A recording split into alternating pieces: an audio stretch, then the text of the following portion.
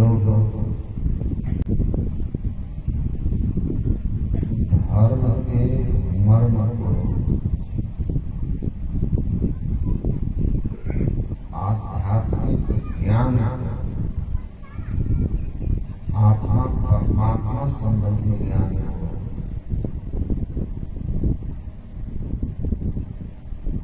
अच्छी तरह से समझते हैं। नहीं तो हजारों हजार मत पंथ दुनिया में चल रहे हैं, लेकिन ईश्वर के संबंध में ठीक बहुत कम मत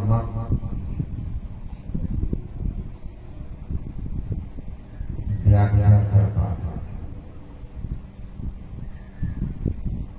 यद्यपि आपने सुना प्रभु अकर मतलब जो वाणी में न कहा जा सकता, जो कहने में न आना।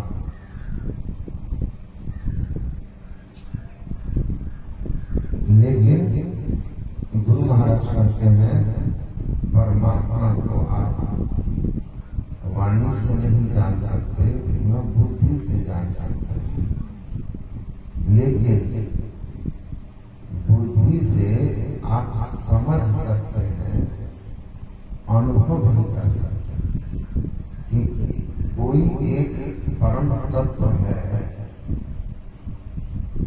जो सबसे पहले के होने के कारण सबसे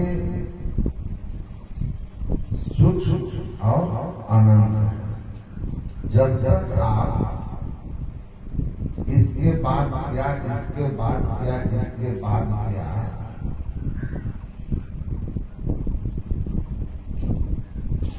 के बाद आप अनंत ना कर दो, तब तक यह सवाल आपके माथे से उतरेगा नहीं।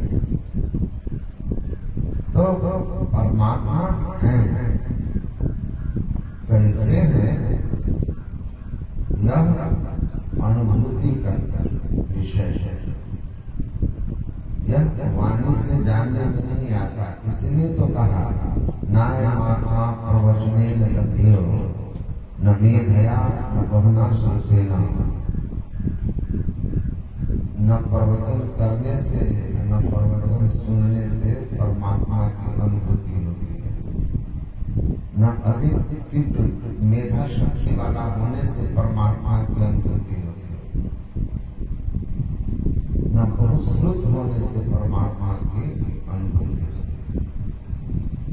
परमात्मा की अनुभूति का तो एक ही शब्द है, अमय वेश तेन लभ्यस तस्य आत्मा विपूर्णते तनुष्मा। यह परमात्मा तो केवल और केवल चेतन आत्मा से ग्रहण करने योग्य है।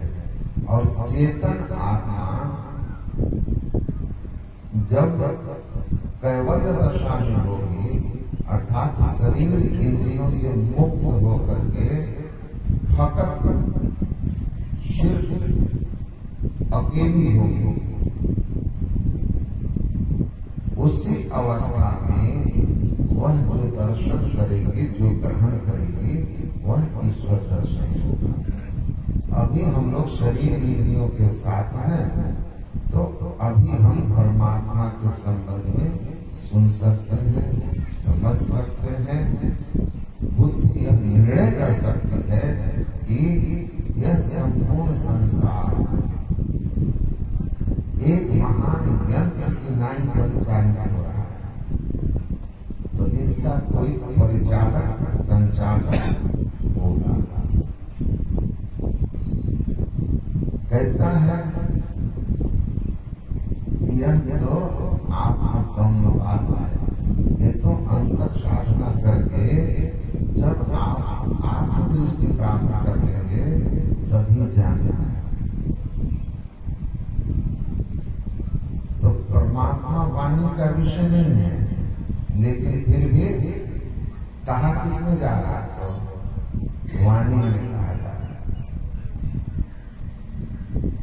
महर्षि अरविंद के साहित्य में है कि मैं लोगों को क्या सुनाता हूं? ईश्वर के संबंध में। किस ईश्वर के संबंध में? जो वाणी का विषय नहीं है, फिर भी मैं सुनाता हूं, फिर भी मैं सुनाता हूं। जो वाणी के परे है उसको मैं वाणी में सुनाता हूं। Which is beyond the reach of words, I am explaining that in words. जो वाणी से परे है उसको मैं वाणी में बताता हूं।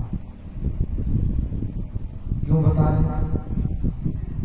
जो वाणी में है नहीं, गुरु महाराज कहते हैं प्रभु वर्णन में आगे जाए, परमात्मा वर्णन में आते हैं, लेकिन वर्णन करते हैं कि नहीं करते? सारी पदावली में वर्णन तो है परमात्मा का।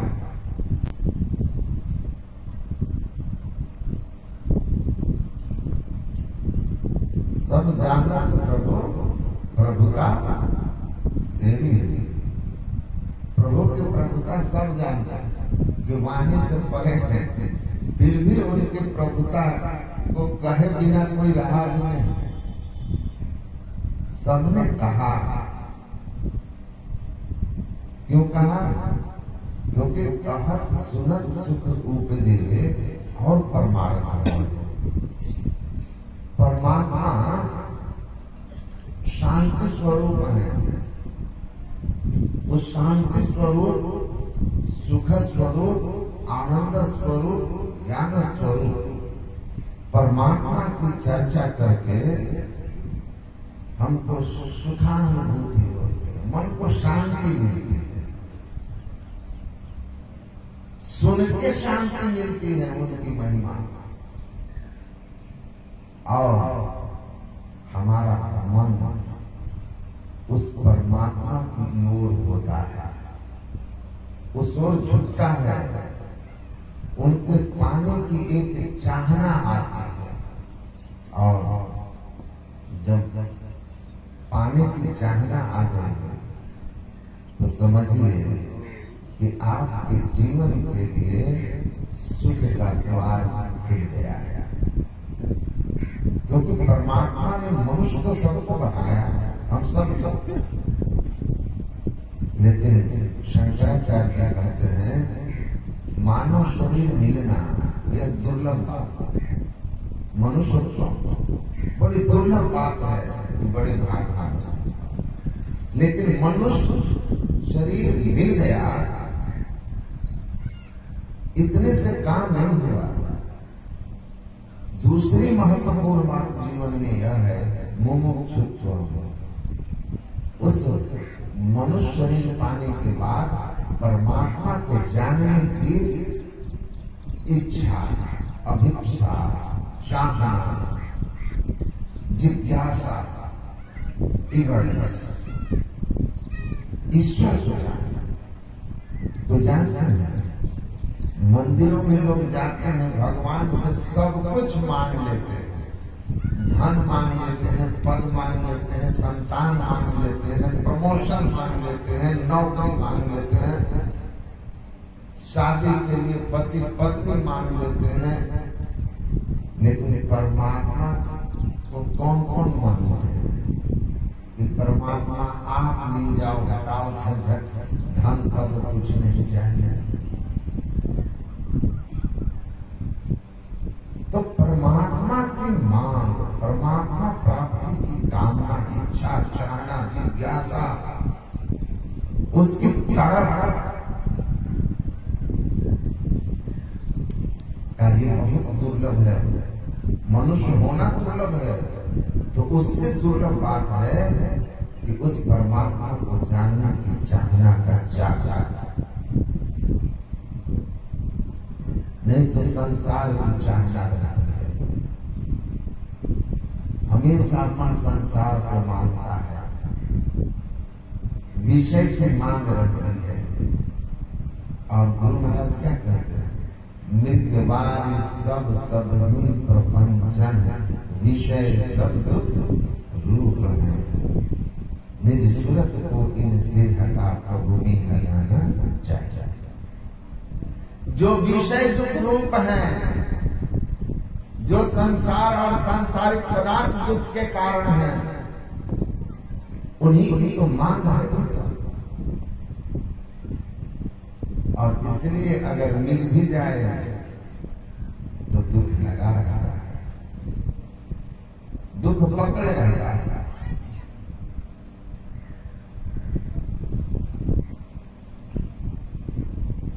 एक दिन एक आदमी सुना रहे थे कि बड़ी लालसा थी किसी एक महंगी कार का नाम लेकर, कि बड़ी लालसा थी कि उस कार में चढ़ता। कहीं जानते हैं, जब तक कार वो नहीं खरीदा था तब तक मेरे मन में होता था कैसे हो जाए। हमने व्यवस्था करके वो कार खरीदी, और जैसे उस कार पर चढ़ा और कार पर चढ़ के शोरूम से निकला ही था कि देखा एक बहुत सुंदर कार दूसरी कंपनी का मेरे बगल से निकल गई। और मेरे मन में हुआ, ओहो, पहले जान जाते तो वही खरीदते। अभी इस कार को लेके अपने घर तक नहीं गए, दूसरे कार की कामना जाएंगे। महापुरुष लोग समझाते रहे जीवन भर कि संसार का ऐसी ही स्थिति है, प्राप्ति में समाप्ति। नहीं मिला तो लाख का, मिल गया तो ढेला। जो चीज आपको नहीं मिला है ना, बड़ी कीमती लगेगी, सांसारिक कोई भी चीज हो। और जब मिल गया तो ढेला हो गया, उसकी कीमत खत्म हो जाती है। एक कहानी मैंने पढ़ा था, थोड़ी सी अटपटी सी है लेकिन बहुत जरूरी है, समझने की चीज है और थोड़ा समाज के हिसाब से, आज के हिसाब से सटीक है। एक आदमी पागलों पर रिसर्च कर रहा था, पागल खाना गया तो एक अजीब सा पागल उसको दिखा। पश्चिमी जगत की कथा है, अजीब हरकत कर रहा था, सब पागलों से अलग। तो कहा शोधकर्ता ने जेल के पागल खाने के डॉक्टर से कि ये ऐसी हरकत क्यों कर रहा है, इसके पागलपने के पीछे क्या कारण है। तो कहा कि देखिए, ये जो पागल हुआ है इसको किसी लड़के से प्रेम था, लेकिन किसी कारणवश उससे विवाह नहीं हो सका। तो ये उसमें इतना आसक्त था कि इसको लगा कि वो नहीं मिली तो हमारी दुनिया अब खत्म हो गई, और उसके बिछुड़ जाने के दुख में डिप्रेशन में चला गया, आत्महत्या करने का प्रयास किया, बच गया, पागल हो गया। तो जब उसको उसकी याद आती है तो बाल उलझता है, चिल्लाता है, चीखता है। ये इसकी स्थिति है। अच्छा, बड़ी दुखद बात है। फिर धीरे धीरे 2-3 दिन के बाद बड़ा सा पागल खाना था, फिर एक उसी तरह की हरकत करते हुए पागल से जो सेम हरकत कर रहा था, बाल नोच रहा है, चीख रहा है, कभी शांत हो जा रहा है, कभी सब दीवार में लड़ाने लगता है। शोधकर्ता कहता है डॉक्टर से, लगता है इसको भी किसी लड़की से वियोग हो गया है और इसलिए यह पागल हो गया, क्योंकि हरकतें सेम है। डॉक्टर कहते हैं नहीं नहीं, यह केस विपरीत उल्टा है। कहा समझा नहीं? कहा जिस लड़के के बिछड़ जाने से वो पागल हो गया, उसी लड़के से इसकी शादी हो गई और ये उस लड़के के व्यवहार से पागल हो गया। समझ गए? उसके व्यवहार से पागल हो गया है। एक को वो न मिली तो पागल हो गए, अब दूसरे को मिल गई तो पागल हो गए। तो संसार में जिसको जो चीज आपको नहीं मिला, आप उसके लिए पागल हो, उसके लिए पागल है। पाप पुण्य सब भूल जाते हैं, धर्म अधर्म सब भूल जाते हैं कि हमको चाहिए चाहिए जैसे भी हो। संत लोग कहते हैं कि मिल गया ना तो गारंटी नहीं है कि अब नहीं पागल, क्योंकि संसार है, स्थिर रहेगा नहीं, उसमें सुख है ही नहीं। सुख का भ्रम है। भगवान बुद्ध कहते थे ना कि संसार में दुख ही दुख है, यहाँ कुछ सुख जो तुमको लगता है सुख भ्रम है। कैसा भ्रम? का जैसे रास्ते से कोई चल रहा है और उसके सिर पर एक बोझ है, बोझ को लेके बढ़ रहा है। कुछ दूर चलने के बाद भार से सिर में दर्द होने लगा, तो आदमी क्या करेगा? सिर से हटाकर उस बोझ को कंधे पे रखेगा, कंधा पर। सिर हल्का होगा कि नहीं होगा?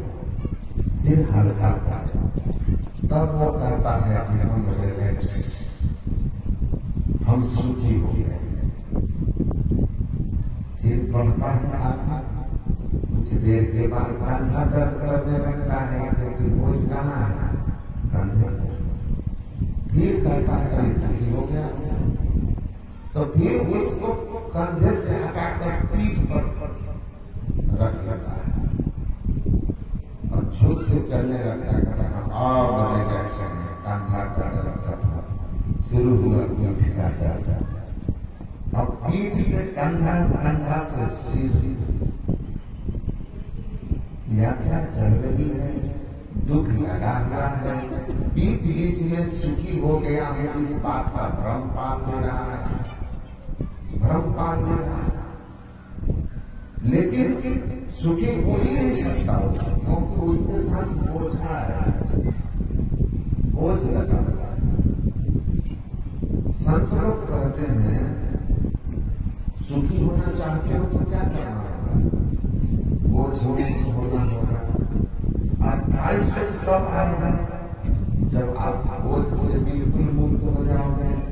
बोझ सिर पर रहते हुए, शरीर पर रहते हुए सुख हो सकता है क्या?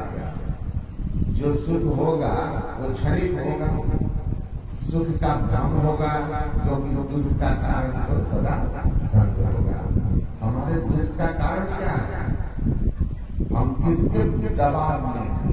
गुरु महाराज कहते हैं मनुष्य को कौन कहे? स्वर्ग के देवता ब्रह्मा विष्णु महेश भी माया के दबाव में है। जब देखी तुम देखन हारे, विधि हरिशंभु नचाव हारे, देव ने जाना मरण तुम्हारे, और तुम ही को जाने हारे। वो भी आपके मर्म को नहीं जानते, माया के दबाव में वो भी हैं, और माया के दबाव में वो भी क्या हो रहे हैं? नाच रहे हैं, नाच रहे हैं। मन को दीवाना नाच नचाओ माया। और गुरु महाराज कहते हैं माया बद्ध जीव आवागमन के चक्र में पड़ा रहता है। इस प्रकार रहना जीव के सब दुखों का कारण है। इससे छुटकारा पाने के लिए सर्वेश्वर के भक्ति एकमात्र उपाय है। तो गुरु महाराज कहते हैं भाग रहे हो किसके? मृगवाणी, मृग तृष्णा के पीछे भाग रहे हो। मृगा भागता है मरुस्थल में क्योंकि उसको भ्रम होता है। मैं बीकानेर में था, दोपहर में एक आदमी के घर के छत पर गया देखने के लिए। कमर चाहिए महाराज डूब मार नीचे आई, खिड़की से देखी तो 2 मंजिले की खिड़की से मैं देख रहा था मरुस्थल का बिल्कुल लगता था जैसे ना बहुत जोर से पानी में तरंगे उठ गई है, जहां बाला ही बाला भ्रम होता था कि पानी की तरंगे उठ गई। दोपहर फिर शाम हो गया, बालू ही बालू, सुबह देखिए बालू ही बालू, रात में देखिए लाइट आई बालू ही बालू। बीच में दोपहर में सूर्य की जब प्रचंड किरणें पड़ती है तो विज्ञान के नियम से ऐसी घटना हो जाती है जिससे उन्हें जल का आभास होने लगता है, प्रतीति होने लगती है, लेकिन जल है नहीं। तो मनुष्य को क्या कहते? सुबह देखा है जल नहीं था, नियमित देख रहा है जल नहीं पानी है, यह भ्रम है, वो नहीं दौड़ता। लेकिन मृगा को ज्ञान नहीं है, उसको प्यास लगी है तो वो दौड़ता है, पर प्यास बुझती नहीं, पानी मिलता नहीं क्योंकि पानी है। वैसे ही संसार है, सुख का भ्रम होता है कि धन में सुख तो धन के पीछे भागा, पद में सुख तो पद के पीछे भागा, संतान में सुख तो संतान की ओर भागा। लेकिन महापुरुष कहते हैं ये सब सुख के भ्रम मात्र हैं, इधर सुख है ही नहीं। सुख कहाँ है? सुख कहाँ है? कुछ बात रामलगन बाबा के पास एक शिक्षक थे खगड़िया के, वे आते थे, उनको 7 पुत्री थी, 5-6 साल की उम्र की सबसे छोटी बेटी हो गई। गुरु महाराज के पास बार-बार आते थे कि एक बेटा हो जाएगा। रामलगन बाबा से कहते गुरु महाराज कुछ नहीं बोलते थे। एक दिन रामलगन बाबा ने बहुत जिद किया कि हुजूर बहुत आते हैं, बड़ी सेवा करते हैं, मास्टर साहब इतनी सेवा करते हैं, आप इतने सामर्थ्यवान हैं, एक पुत्र इनको दे दीजिए। गुरु महाराज कहे अरे ईश्वरीय व्यवस्था जो है ना जीव के पक्ष की होती है, मतलब जिसमें हमारा भला होता है ईश्वर वही करते हैं, हमें उनके आज्ञानुकूल चलना चाहिए। हुक्मी हुक्म चला मेरा नानक गुरु से बेपरवाह। गुरु नानक कहते हैं परमात्मा जीव के परम हितैषी है, सुहृदय सर्वदेही नाम। भगवान कृष्ण कहते हैं मैं जीवों के हृदय में रहने वाला जीव का सबसे हितैषी। और गुरु महाराज ने क्या कहते हैं? गुरु तो उनसे भी बढ़कर के होते हैं। तो जो परमात्मा की व्यवस्था है, गुरु महाराज कहते हैं ठीक है। रामलगन बाबा एकदम जिद ठानने लगे, मास्टर साहब इन पर प्रेशर डालते थे गुरु महाराज के पास। गुरु महाराज कहे भाव यही था कि बच्चा बार बार को देखिएगा कोई चीज छूने का प्रयास कर रहा है, आप उसको हटाइएगा, बार बार उसको छुएगा। जो चीज उसके लिए हानिकारक है हल्का सा सटा के हटा दीजिए। लालटेन के शीशा में हल्का सा हाथ सटा के हटा दीजिए और उसको महसूस हो जाएगा कि ये जलाने वाली चीज है, तो फिर वो कभी नहीं छुएगा, है ना? शांत होता है क्योंकि संसार को समझा जब तक नहीं संसार चाहेगा। संसार जिसको समझ में आ गया कभी नहीं चाहेगा। जो समझ गया ज्ञान भयो जब काहू को कितनों को अपनों की हो, गरीब जगत जो या ही क्या को शांति सुख सोई हो, वो कभी संसार की चाहना नहीं है। संसार समझ गया कि ठीक है, सहजो भज हरि नाम को तजो जगत सुनी, अपनों तो कोई है नहीं अपनी सभी दे, यही कहे गुरुदेव जी यही पुकारे संत, सहजो भज जगत तो ही तजेगा अंत। जो जान गया है संसार की दुलत्ती कितनी खतरनाक है, वो फिर संसार में नहीं सकेगा। वैराग्य उससे को होता है। मैंने तो एक दिन पढ़ा कि दुनिया में जितने आपको बाल ब्रह्मचारी वैरागी मिलेंगे, ये तमाम वो लोग हैं जो पीछे के जन्म में वैवाहिक जीवन में लातम लात युक्तम पैजार भोगे हुए हैं, और उनके अंदर समझ में आ गया है, बैठ गया समझ दिमाग में, उनको संस्कार बन गया है। इसीलिए जब अगला जन्म होता है तो पहले ही प्रणाम कर लेते हैं। उसका अनुभव गीता संस्कार। कल बात हो रही थी, कुछ बाबा भी थे और लोग भी थे, कोई बोल रहे थे तो मैंने कहा सन्यासी गृहस्थ की परिभाषा जानते हैं? तो बोला क्या होता है? थोड़े उस तरह के मजाक के रिश्ते के थे, तो मैं उनको बोला, बोले गृहस्थ वह है, सन्यासी वह है जिसका ड्रेस नहीं बदलता। हम लोग जो कितनों बढ़िया से बढ़िया फंक्शन में जाए तो ड्रेस यही नहीं रहता है कि हरा नीला थोड़ी हो जाता है कि धोती कुर्ता छोड़ करके पैंट शर्ट पहन लेते हैं। हमारा ड्रेस सेम रहता है। मैंने कहा सन्यासी वह है जिसका ड्रेस सेम रहता है, ड्रेस एक रहता है, एड्रेस रोज बदल जाता है, एड्रेस रोज बदल जाता है। हम लोग आज यहाँ हैं, कल हम लोग बड़गांव में होंगे, अब परसों हम औरंगाबाद में होंगे, औरंगाबाद में होंगे। वहाँ एक बहुत बड़ा सूर्य महायज्ञ हो रहा है जिसमें शंकराचार्य जी लोग भी आ रहे हैं, तो वहाँ प्रवचन करने के लिए यज्ञ भी होगा और सत्संग भी होगा। तो अलग अलग मत के लोग आ रहे हैं, एक एक दिन उनका अपना अपना संबोधन है। तो रविवार के दिन जो है मेरा यहाँ पर प्रवचन है सायंकाल का, तो हम वहाँ चले जाएंगे। तो परसों कहीं और एड्रेस तो हम लोग को बदलता रहता है ना, एक एड्रेस नहीं है। अभी एक आदमी कल फोन किए थे कि कहाँ है बाबा दिन में, मैंने कहा कि अभी मैं जोकी हाट में हूँ, और फिर शाम में पूछे कहाँ है बाबा, तो हम कहे कि भटगामा में है। तो कहा जोकी हाट में थे सुबह। हम बोले कि सन्यासी है ना, इसी पर बात की, हम सन्यासी हैं, हमारा ड्रेस एक रहता है, एड्रेस एक नहीं रहता है। और जब हमारा एड्रेस एक नहीं है तो हम रमता जो बहता पानी शुद्ध पवित्र मानो। गृहस्थ इसको कहते हैं, जानते हैं, जो हर समय ड्रेस बदलता है लेकिन एड्रेस एक ही रहता है, एक ही एड्रेस है। कभी कभी कहीं गया, कभी कभी अलग बात है, लेकिन एड्रेस एक है। दिन भर काम करके घर आया, खाया पिया, किसी दिन प्रेम से सोया, किसी दिन किसी दुश्मन, धक्का धुक्की चल रहा है, विचार वहां मिल रहे हैं, फिर भी रेलवे की पटरी की तरह साथ चल रहे हैं,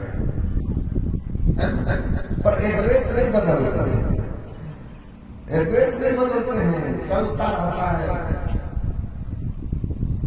एकदम। अब आप लोग जानते हैं क्या क्या चलता है, तो धक्का धुक्की चल रहा है रोज, लेकिन उसी एड्रेस पर फिर जाइएगा, इतना धक्का खाइए लेकिन जाइएगा।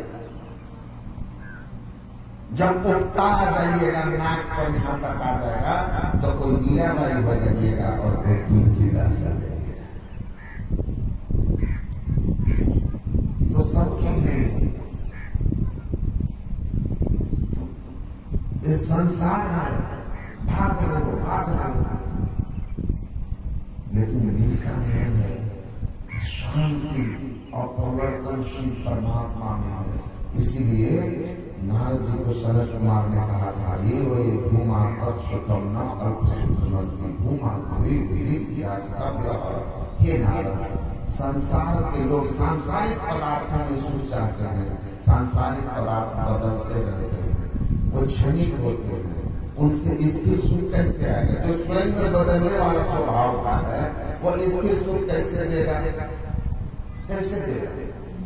जो स्थिर है उससे स्थिर सुख आएगा, जो अनंत है उससे अनंत सुख आएगा, जो खुद सीमा वाला है उससे सीमा वाला सुख आएगा, जो नाशवान है नाशवान सुख आएगा। Expected perpetual bliss and unchangeable happiness from this changeable and perishable world is just like deceiving on itself, and all the action for the same purpose made is just like impossible to stop the continuous process of day and night. परिवर्तनशील नाशवान वस्तुओं से स्थिर और अनंत सुख की चाहना अपने आप को धोखा देना है। जैसे दिन के बाद रात और रात के बाद दिन को कोई नहीं रोक सकता, वैसे ही सांसारिक सुविधाओं की व्यवस्था से कोई दुख आने से अपने जीवन में रोक नहीं सकता है। रोकना चाहते हो तो ताकत से ये जरूराई परमात्मा की भक्ति कीजिए, सेवा कीजिए। केवल वही शाश्वत है, स्थिर है, अनंत अपार सार के सारा वही अनंत है, अपार है। उसी के भजन करने से सुख शांति और आनंद आएगा। गुरु महाराज की वाणी में आपने सुना, उसको अनंत परमात्मा। तो रामदान बाबा के कहने पर गुरु महाराज ने कहा, जाओ नहीं मानते हो तो देख लो संसार। बेटा होने का आशीर्वाद मिला, उनको पुत्र हुआ। गुरु महाराज आशीर्वाद देने के 4 साल के बाद अपने पार्थिव शरीर का त्याग किए और कुछ वर्षों के बाद उनका बेटा बढ़ करके 16 साल का करीब हुआ और ऐसा व्यवहार अपने पिताजी को दिखाना शुरू किया कि पिता तंग हो गए, तंग हो गए। हे भगवान, कहाँ से बेटा मांग लिए? एक दिन रामलखन बाबा को कहते हैं, रामलखन बाबा, गुरु महाराज जानते थे कि मास्टर साहब के पुत्र से सुख नहीं है, इसीलिए आशीर्वाद मांगते हैं, लेकिन आपने आशीर्वाद दिला करके हमको फंसा दिए। रामलखन बाबा ने कहा, मैं कहीं कहा 10 साल तक तुम हमको तंग करते रहा और हमसे गुरु महाराज को तंग करवाया, और अभी कह रहा है कि आशीर्वाद दे करके फंसा दिए। तो कहा कि उपकार किए, ऐसे बेटा के लिए कहे थे आशीर्वाद दिलाने के लिए।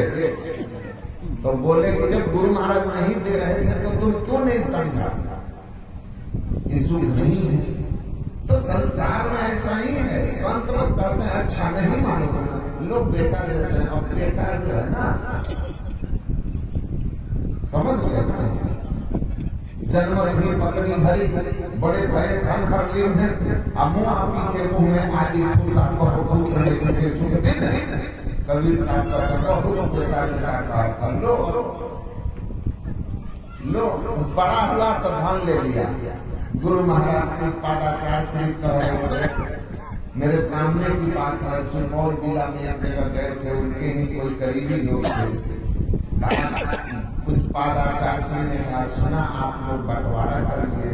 तो कहा हाँ हुजूर, हम लोग तीनों भाई 60 बीघा जमीन थी, तीनों भाई हम लोग 15-15 बीघा ले लिए, अब पिताजी को भी 15 बीघा दे दिए हैं जब तक जीवन काल में रहेंगे। आचार्य सिंह ने पूछा, आप लोग खरीदे कितना? कहा कि हम लोग नहीं खरीदे थे, बाबू जी खरीदे थे। तो बोले कि आप बोले कि 15 बीघा बाबू जी को भी दे दिए, तो हमको लगा खुद खरीदे। वाह क्या कमाल है!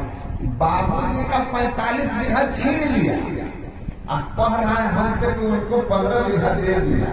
कमाल का बेटा है, समझ रहे हो? आपका ले लेगा, पेंशनर होंगे तो ATM ले लेगा। अब फिर कहिएगा कि बेटी के यहाँ जाना है 1000 लेते, 1000 क्या कीजिए? बगल में तो है, 500 में ही काम चल जाएगा, है ना? समझ रहे ना? तो धन भी छीन लिया, अब मर गए तो मुंह में आगे ठूस लिया। और लोग कहता है कि मुंह में आगे नहीं देगा तो मुक्ति कैसे होगा? मुंह में आगे मुक्ति के लिए दिया।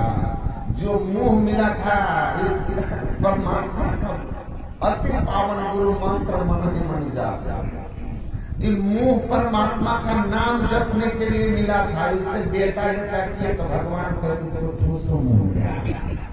जिस काम के लिए दिए थे मुंह, वो काम नहीं किया।